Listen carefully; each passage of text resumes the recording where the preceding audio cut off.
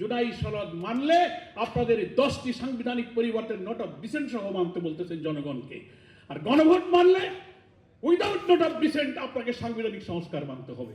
আপনি যদি সাংবিধানিক এই পরিবর্তন না মানেন, আজকে এনসিপির কনভেনশনের যে মূল প্রতিপাদ্য গণতান্ত্রিক রাষ্ট্র কাঠামো বানাতে গেলে দুর্নীতি, জুলুম, নির্যাতন, লুটপাট, সন্ত্রাস, সহিংসতা, আইনের শাসনের ব্যতিক্রম, দলীয়করণ, এই সব কিছু প্রশাসনের যে বাসা বেঁধেছে।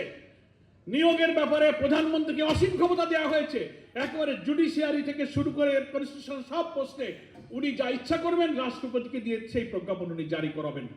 ঐক্যমত্য কমিশনে বলেছে না, এটা হবে না, এখানে ট্রেজারি বেঞ্চ, অপোজিশন থাকবে, জুডিশিয়ারি অথবা অন্য থার্ড পার্টি থেকে একটা বাছাই কমিটি করে কোথাও জুডিশিয়াল অ্যাসোসিয়েশন হবে, নানান পদ্ধতিতে করা হবে। এইটা না মেনে ওনারা জুলাই সনদ মানতে চান, জনগণকে ওনারাই বিভ্রান্ত করছেন।